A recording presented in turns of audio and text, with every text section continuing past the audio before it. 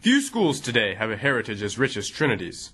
The history of Trinity can be traced back to the 1850s when Joseph McKnight built Spring Hill as his private residence on the current high school property.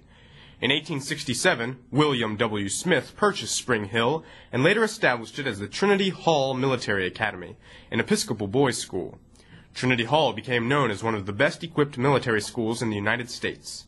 There were 34 students enrolled for the first term, but by 1881, the 25-room building had to be expanded to accommodate the school's growth. Situated on a hill overlooking the town, Trinity Hall was one of the most attractive landmarks in Washington. Its 32 acres could not be surpassed for beauty. The landscape gardener, R.M. Copeland of Boston, designed lawns surrounded with elegant flower beds, fruit, and shade trees.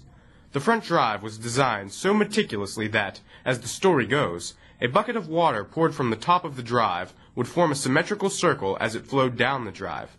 A small stream also meandered through the grounds alongside a beautiful meadow. Approximately 1879, Mr. W. W. Smith erected the stone gateway which faced Maiden Street. At that time it was a symbol of protection and safety, as these gates were kept closed. As time passed, these gates were thrown open, and during the 30s they were used as a symbol representing knowledge for those who passed through them to attend Trinity High School. Although Trinity Hall was very successful in preparing young men for Annapolis and West Point, financial failure caused it to close its doors 3 years after William Smith died in 1904. The property was to remain idle until the 1920s, except for the brief period from April 1, 1913 to April 1, 1916, when Company H used the gym building as an armory. North Franklin and South Strabane townships joined to establish a high school on the third floor of the Hood Building, now First National Bank and Trust Company, at the corner of South Main Street and Cherry Avenue. It was not until 1925 that the Trinity Hall Military Academy again became an educational institution. When Amwell and Canton townships entered the jointure, the four boards purchased Trinity Hall from William W. Smith's son for the sum of $100,000, $40,000 of which was returned to the boards. Rose Irwin was one of the only 3 teachers still at Trinity, who originally taught at the Bank Building on South Main. With the October of 1929 stock market crash, many families lost their life savings. Business houses closed their doors and families suffered.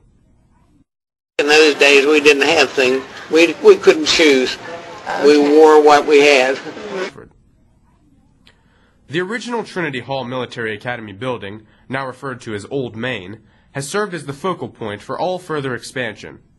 Major structural changes have been made in 1935, 1950, 1964, and 2005, but Old Main has continued to be Trinity High School's link with the past. Throughout its history, Trinity High School has kept pace with the community it serves. It has grown from a school of 60 pupils to a student body of approximately 1,300. As the school and the developed, the curriculum shifted from an agricultural emphasis to one that meets the present-day needs of suburban society. No history of Trinity would be complete without mentioning President Ulysses S. Grant. Grant often visited Trinity Hall as a guest of the Smiths. 4 bricks from General Grant's first vault in New York support a marble plaque over the vestibule of Trinity High School today.